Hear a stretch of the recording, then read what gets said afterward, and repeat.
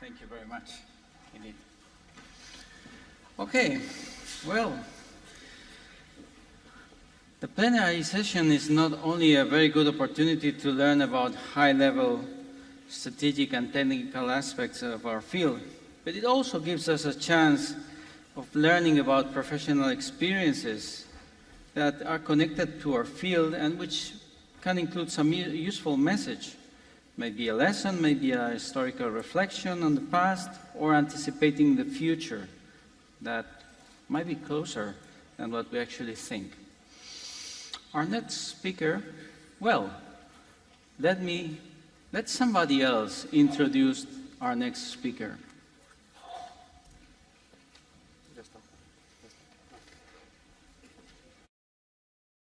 My name is Vince Cerf. I'm Google's chief internet evangelist, and I'm one of the co-inventors of the internet.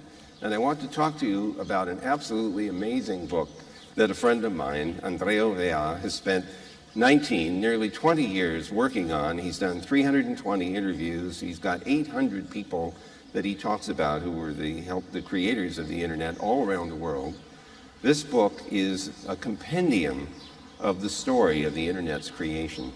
And it's created in the process of friendship for me with people all around the world, but particularly friends in Barcelona and in Madrid, where I've discovered that the friendliest people in the world live. So this book is something that you will treasure if you get your hands on it, because it's a resource with stories that are personal in nature, but that tell the story of the internet over a long period of its development. So I can recommend it to you, and I certainly recommend knowing Andrea Vea, who knows everybody in the world because of all the interviews that he's done. So if you need to get in touch with someone, he's the guy you need to talk to.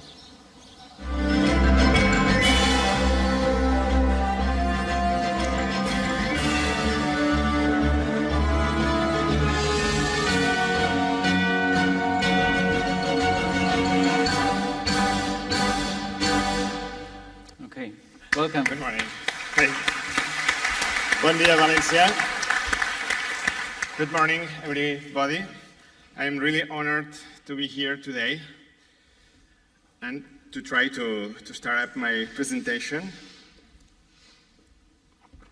Here we are.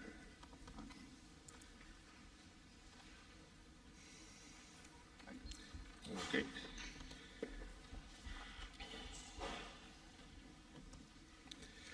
So I would like to start thinking that the history of the internet is full of myths. It's not, in 40 years, and without a word, most of the things that we know today are fails, are not right. So normally my last speech was in a completely different environment. A lot of people, I was very nervous to speak in front of this audience, but today I feel like at home, right? Most of you are engineers, most of you are passionate for fiber optics, as I am. So, as an average, humans, we have 700,000 hours of duration. Oh, there is a grandma, it lasts more sometimes. But as an average, you have 700,000. If you are counting the hours that you are sleeping, let's talk about almost 500,000 awake. So if we are 1,000 people here, I have to run to keep my half an hour time to be very pro and to be useful for your thinking. As you probably know, we are in a country that produces olive oil. While I was preparing this conference, this speech, I was thinking, what can I tell all these smart people that they don't know about lasers, about fiber optics? Let's find something interesting.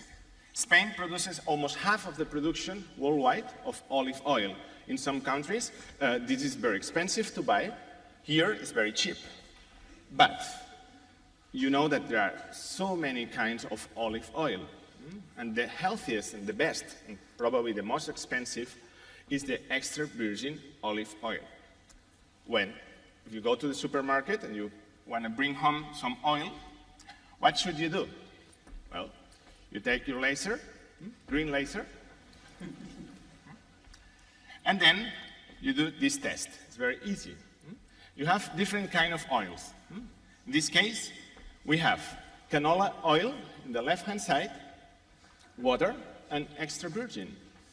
Your green laser pointer will go red. Can you see this? As better the oil is, redder will be this light. That's important. So, how do I structure my speech today? It's very innovative.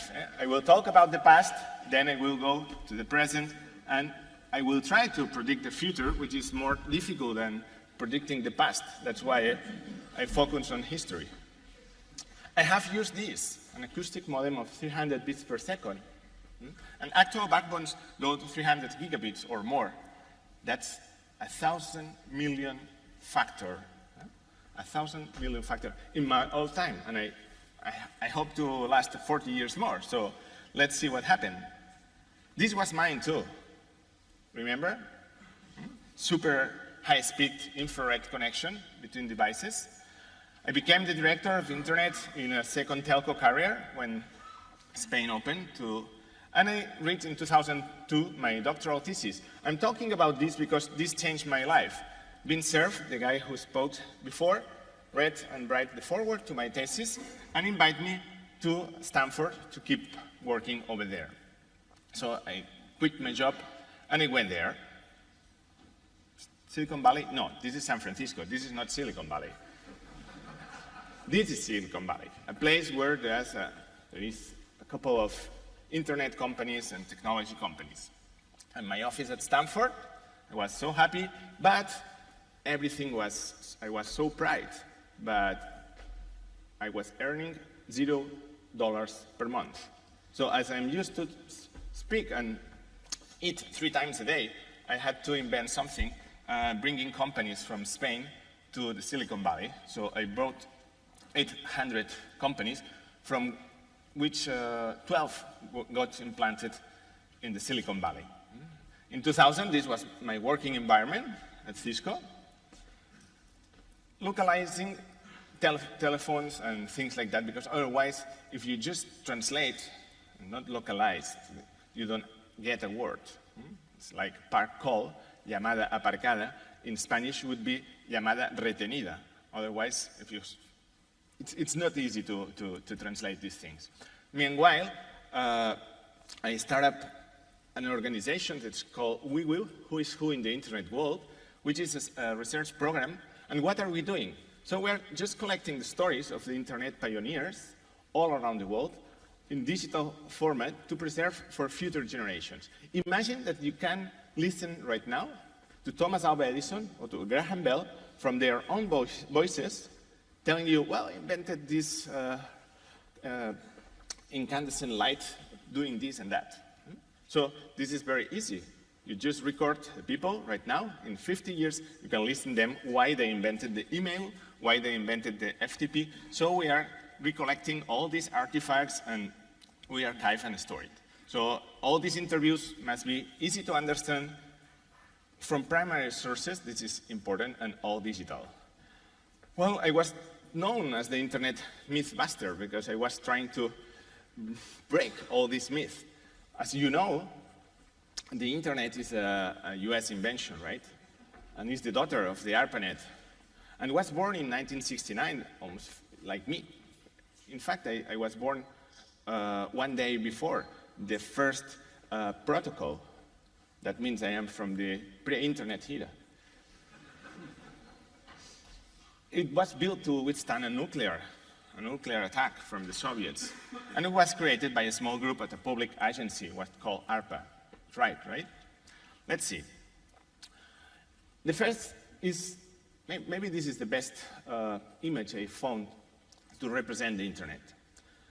But this internet was created in, imagine the Cold Era, when Soviets could bomb all this country. The crumbs, the unique things that rest after this bombing should keep working. That's why the internet was created. False. This is a myth. So let's talk about the prehistory of the internet. These four groups, different groups, people from the MIT, people from the National Physics Laboratory in London, the RAND Corporation, were working in parallel to discover what we call the packet switching. Packet switching is the foundation of this kind of communications. So they met in 1967 and they discovered that they were working in the same thing. This right now doesn't happen anymore because people, before starting working on a field, try to research if somebody else is doing the same. But not at the time, it couldn't be done. So they met, and probably from this interview on Larry Roberts, where he tells me, it's this from this paper, the guy from Paul Barron, the nuclear myth guilty, this guy was the one who was making a military-based research, but not the others. It's from this paper that this rumor was started, but this is totally false. The ARPANET was created to explore computer resource sharing. This is Paul Barron. When you see a black belt here, it's a bad sign. It's that he passed away a few years ago. All these internet pioneers are completely unknown citizens right now. So I'm trying to give them a voice in history. Duke Engelbart, you used computers with screens because him. And you probably know him because he's the mouse inventor. And check the mother of all demos on the internet, and you will see part of his life and his work. In 1969, this team created the first router. This was like a fridge. You can see the size. This woman, a perfectly unknown woman, is the creator of the first gateway, software gateway. In 1972, Dave Boggs and Bob Metcalfe, they created the Ethernet. Why? Because it was going through the ether, the ether. Then came cable, and now with Wi-Fi, we go to the ether again, 40 years later. This is Ron Crane, who said, bah, this is so slow. Let's create the fast Ethernet from 10 to 100 megabits per second. This is Paul Moka-Petris, a perfectly unknown person, but every time you send an email, you're using his invention. Every time you're browsing a web page, you're also using his invention. He created the DNS, the domain name system. If you probably use the Wikipedia, you know him. It's Jim Wales. And all the work since day one was international and open. I mean, it's not a matter of one country doing something. This is probably the most unknown paper from the internet, 1977, with the origin, the real origin of the internet. The first time, 3 different connections and 3 different access technologies were used to connect SATnet, from satellite, ARPANET, a terrestrial network, and also PRNet, packet radio net. 3 different things that were connected in Norway, London, University College of London, and also the US at SRI, Stanford Research International. In 1977, the internet could be called the CatNet. Why? Because Louis Poussin, a French guy who created Cyclades, was connected to the ARPANET in red and also the National Physics Laboratory network. These 3 different networks that were working packet switching were connected. So this is the first experiment, but they finally decided, instead of CatNet, to call it the internet. This is in 1984, his French team, and this was in 2008 during his personal interview. So what they did is to collect all these guys, which most of them are pretty old already, and put them together and interview them, record their voices one by one, and create documents that can tell you that the internet wasn't a single network. You can see that there were 46 different technologies competing in the 1970s, 80s, and 90s that finally converged to the internet. And as you can see, the ARPANET is not the mother of the internet. We could call the mother of the internet the NSFNet, the National Science Foundation Network. I did a book. This is not It's not an advertising. It's just telling you that after 20 years of this research, I put this in almost 600 pages book, which is really successful, and I'm happy of it. Why? Because I did an innovation. You can listen their voices within the book. I put a QR code, and you can scan and send you an MP3, and you can listen directly. The pioneers talking to you, telling you what they did and why. These are probably the most important projects I did in the last 5 years together. So these are the 320 people, which I call VIP, viejos y pobres, old and poor. Yeah, nobody knows them. Let's talk about the present. The present. These are the billionaires. Probably, if you see their faces in the fourth homepage, you don't know who are they. But if I click, you could probably know now better what they did and how. They made millionaires themselves. Let's talk about technologies. Is this the future? What the long-term solution is? The DSL, I don't tell. Well, it's a miracle that you can go like, let's say, 1 megabit per second in this copper cable. Check the red circles. Huh? It's a miracle that 1 megabit per second goes like this. How do we replace millions of analog and rusty copper pairs? This guy, probably you don't know him, but he's a professor in my department, John Chaffee. It's the DSL inventor.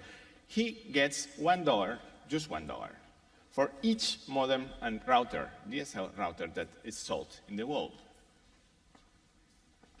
But this is the bad guy. The good guys would be this, right? It's Charles Cow, which took 20 years from the invention of the fiber optics to go to the market. He got the Nobel Prize in 2009. And also Donald Keck, in the left-hand side, who achieved the less than 70 dBs per kilometer at Corning. We are talking about 1970. If you have to deploy this big network, the first you have to do is to research the country where you want to deploy it. And Spain, as you can see, as all the countries, is north and south. Richest part, poorest part. I don't know why, but this is like this. And the population is scattered in different ways. It's a smaller population and smaller villages and towns. Inhabitants, almost 50 million, and there are 14 million homes that Telefonica, he said already, are passing through. How many years do you need to reach the return of the investment? It's completely different. Madrid and Barcelona, the biggest towns, is 1 or 2 years, but if you go to the smaller towns on the right-hand side, you can see that it's almost 15 years. That means that Telefonica or other telcos will never go and fiber these little towns, these little villages, probably in the next 20 years. I'm not exaggerating. Until now, we are doing things like this. But now, there are like technologies like vertical laid fiber that with minimal disruption to the community, you can deploy your fiber, minimizing the cost, just making a cut, and then you clean it and put the fiber. Really quick. So the road works, instead of 45 days, in 2 days, you can deploy it. Let's talk about the politicians. Imagine a mayor of a city, the mental energy required for this guy. The first time, I'm very serious. Everybody can know that quick money on right of way. In fact, all the cities, they charge you money to deploy the fiber. Well, not everybody can arrive here. Well, if I deploy fiber in my city, I will lower my own communication cost. More time it's needed for them to see that lower cost for local industry will be achieved if you deploy fiber in all your community. And most of them don't arrive to see that the quality of life of people and new industry will come over to your city if you have a friendly fiber city. That's why I developed for a local government of Catalonia, a few years ago from Stanford, I developed a grassroots program which is called Volunteers for the Fiber. And it's so easy to see that if we define some specs of interconnection, some minimum standards of quality to follow, and also the town councils can tell unemployed people, volunteers, to install fiber in the street of all villages, they can get compensated easily. Because, for instance, giving them 100 megabits per second, a couple of years for free, if you guys, we are not talking big cities, we are talking rural. So if I tell you, put the fiber from your home to this place, and you will get 2 years of free internet access, probably they will do it.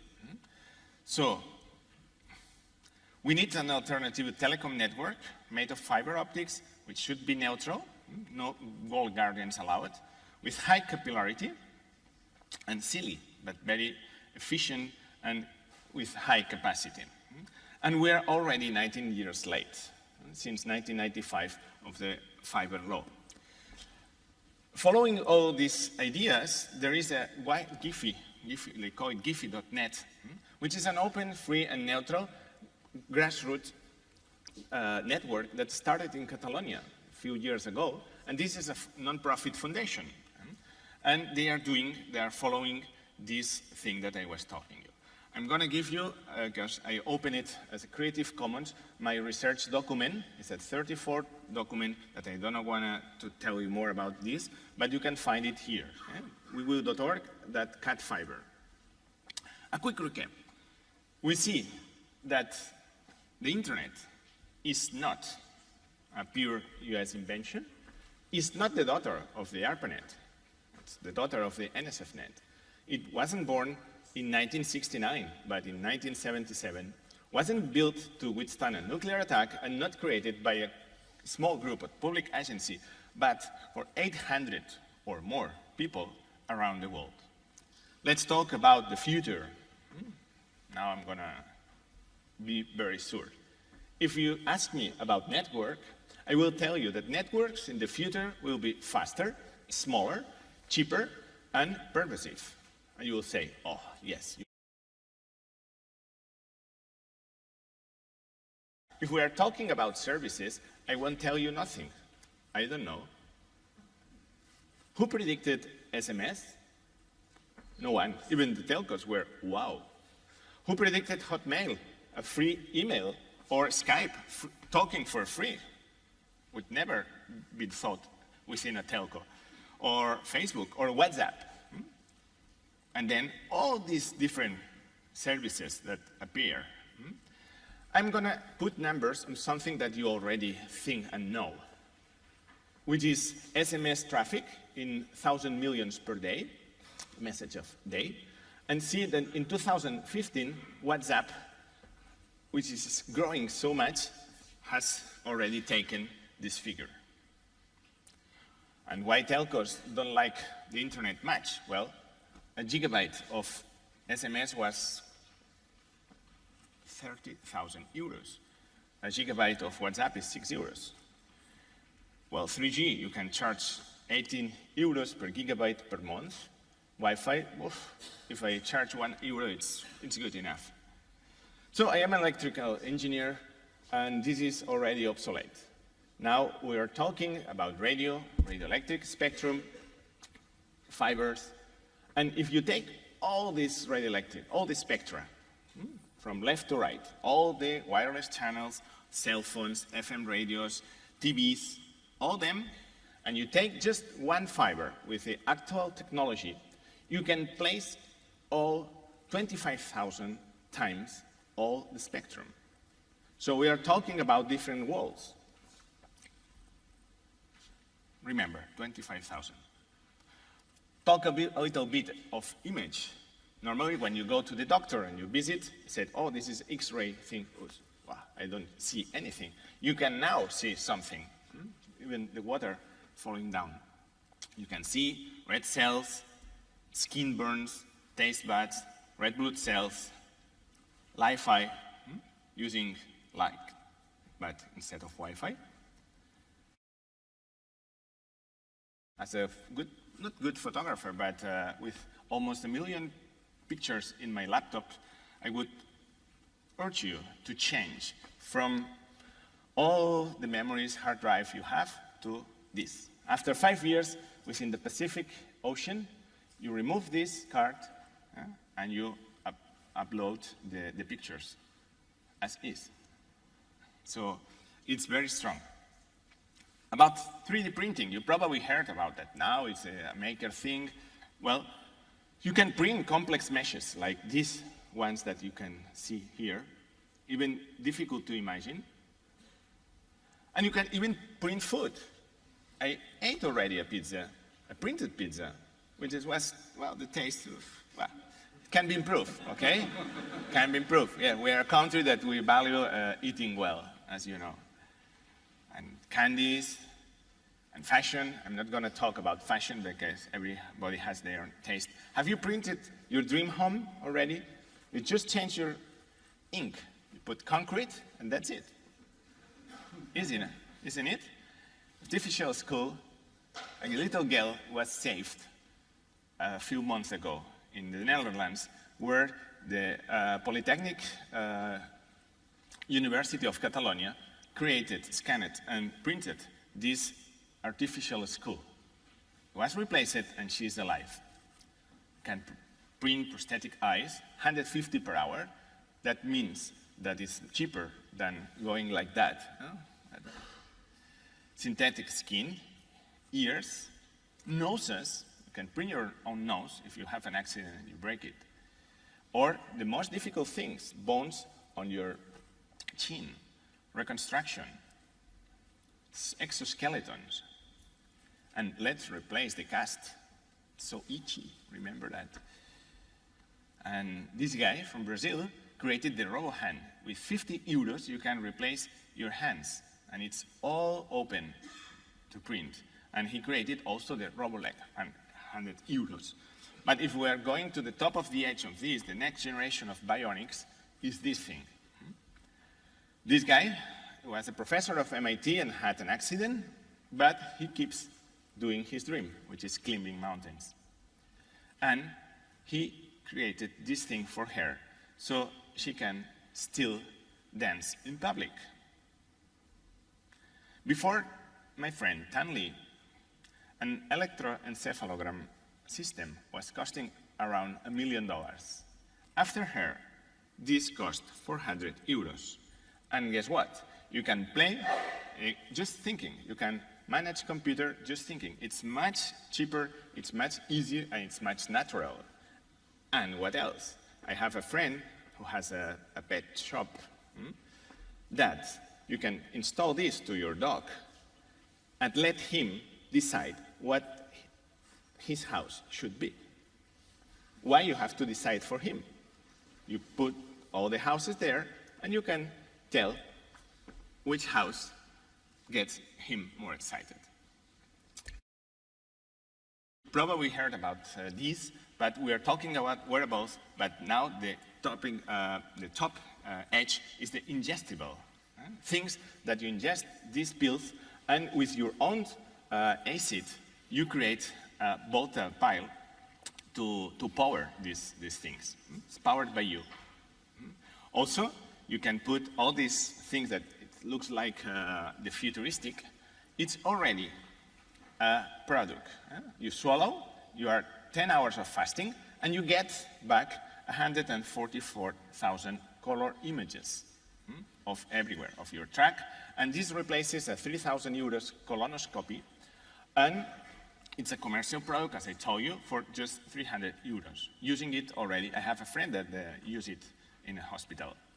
Well, you have these RFID chips that are getting implanted in more and more people, especially in Mexico right now, so people getting kidnapped.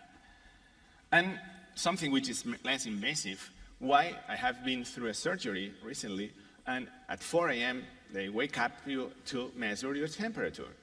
Taking the temperature of a patient every 4 hours is just 4 samples per day, which is useless. Why don't you get something like this patch, and you can get wearables. Things we wear tech. Well, they are developing some contact lens that measure the level of glucose of your eyes here, in your tears. I am serving a company which is called Social Diabetes that is very, very behind this to see that you don't need to pinch 10 times per day if you are a diabetic. If we are talking about body replacements, could you tell me which is the one tool and the other is the prosthetic? If I help you a little this, now you know. Internet of Things. Everybody talks about the Internet of Things, but what is the Internet of Things for you? In my case, my house was like a plant cemetery, okay? I always forget to water my plants. Right now, the plant is telling me, oh, I am sunlight, the temperature is okay, but I don't have enough water. Every time I water my plants, you can say as how the humidity level is decreasing. And the plant tells me, hello, I need some water. I recently joined what they call quantified self movement. It's something that you probably know that there are so many things to track. For instance, here, my weight is going down and down and down. You can see when I went to the surgery, in 1 week, I went 7 kilos less, 40 pounds. This, you are gonna ask me, what do you need this? I don't know. I'm just creating my big data, personal big data, and I'm measuring the CO2 level of my room. As you can see, at night, it's increasing, and when I do the procedure, which is open window, the temperature falls, and the air is, well, according to the agencies, 2,000 parts per million of CO2, it's already fine, but not more. We are almost like here at 4,000, so you need to open the window. Move, probably you use this software in your app, in your cell phone. I can tell all the places I've gone. I know that my carrier can tell that too, but why I cannot think? Huh? You can tell here where I am living, where I drop my kids at the school. In orange is my car, green is walking. So when I go to the World Mobile Congress in Barcelona, there were 2 venues, so you could tell in each one. And you need Move O-scope to get this data and represent it like this. This is an application that I recommend you for doing these things. We're losing the ability to enjoy the important moments. You can tell here. Please don't be smart, be wise. If you go to the mountain and find these things, every time it's going more normal.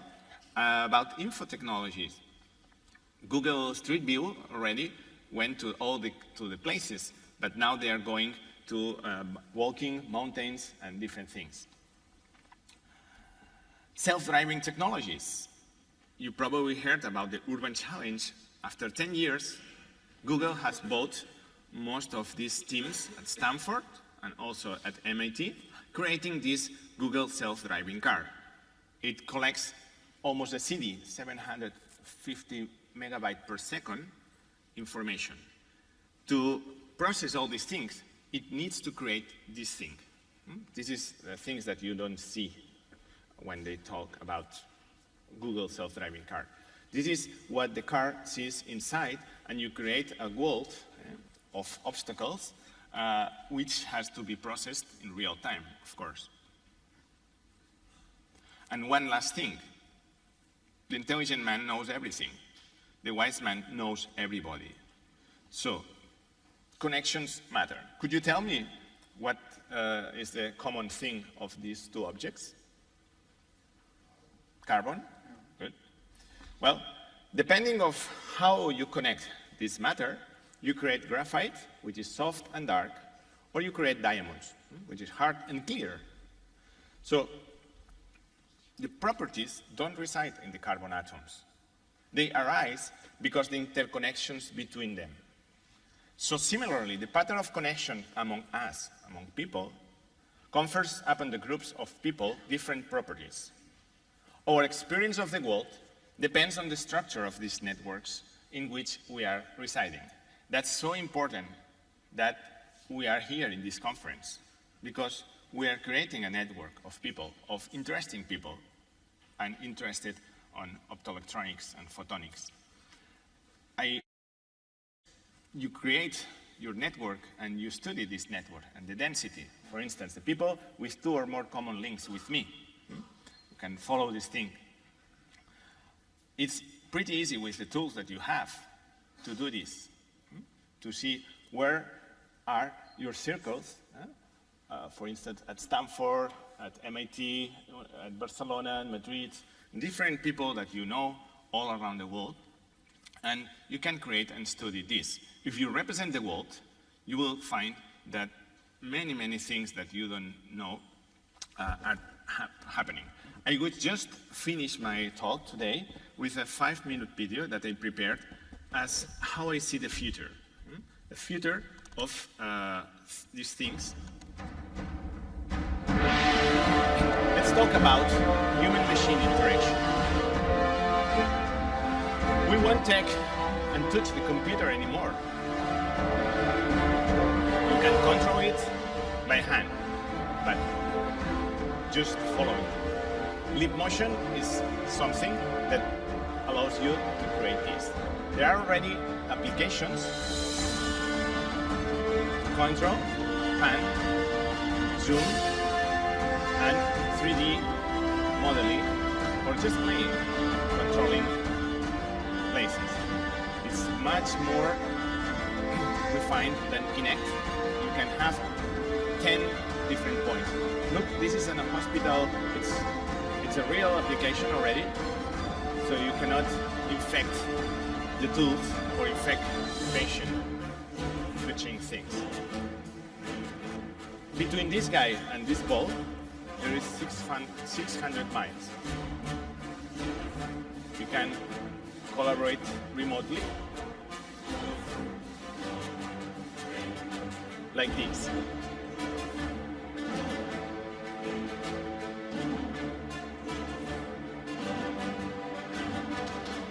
You can make object link, controlling media.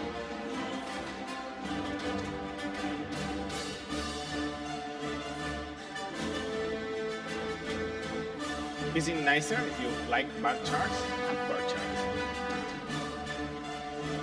Or if you are educating math, presenting your functions like that. Let's talk about biotech for everyone. In her birthday, I gave the best picture that was taken from my wife. I took some saliva and I sent it to a lab in LA. And after 6 weeks, this sample was processed.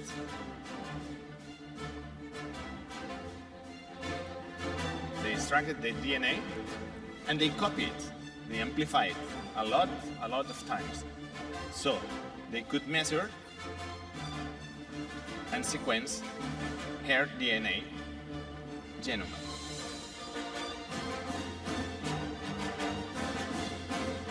So then I have all, and she has all the things and information, genetic, or what can she has, expected illness.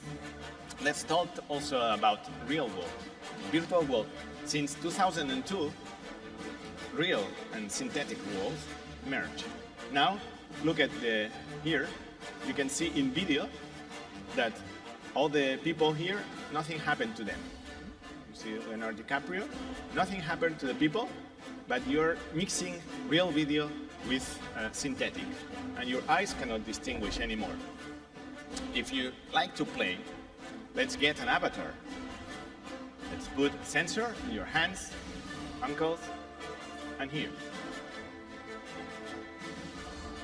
It's a really different way to control your avatars. More precise, on exactly what you do.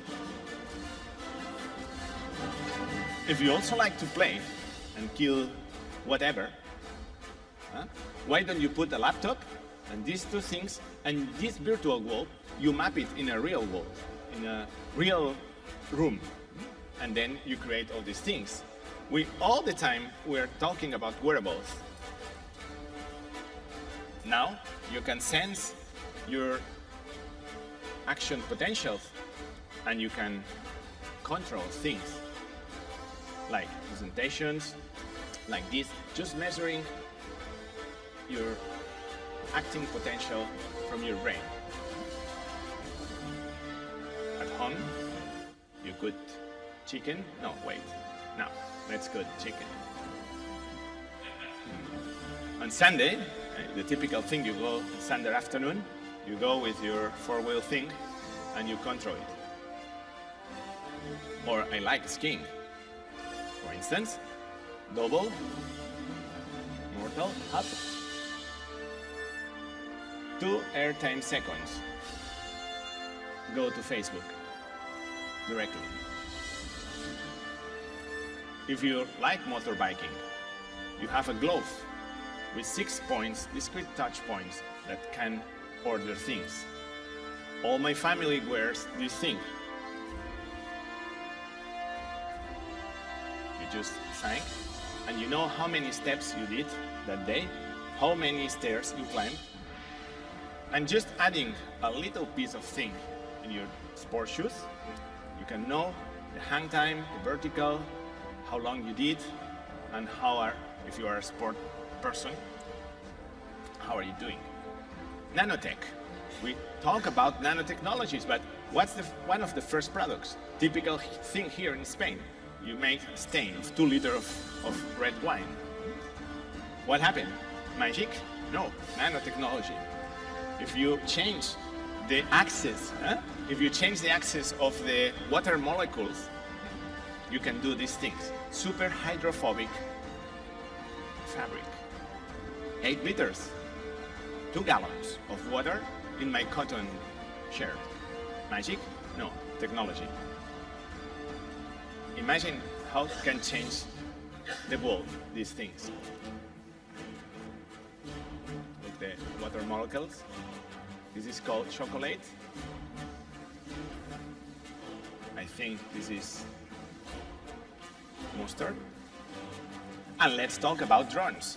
What about drones? This aerial robotics, but let's do it more difficult. Let's do a mesh, a network of drones collaborating. Let's put here, and they go. And now let's make it more difficult. Left-hand side, an 8, playing an 8. They don't crash. They collaborate. They weight themselves. Imagine if we change the center of mass to this, and we control the drone in a way that no drop of water is falling from the glass.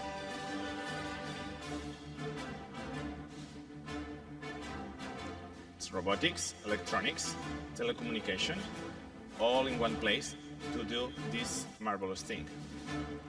And let's finish. If you think a little bit with the creativity of my friends in Barcelona, going to the Sagrada Familia at 6 a.m.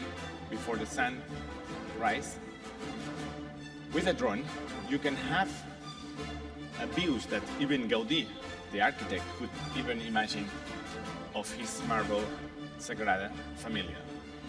With all this, I urge you to think global, to collaborate, and to keep enjoying on these incredible times that is coming with all this technology. Thank you so much.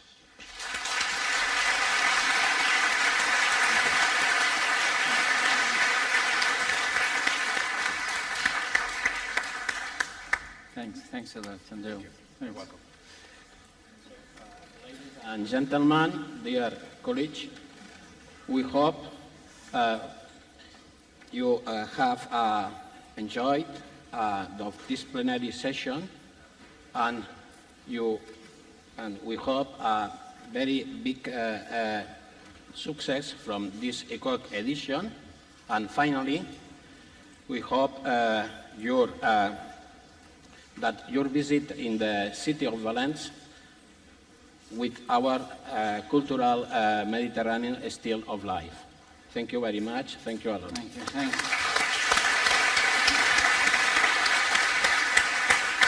Thank you.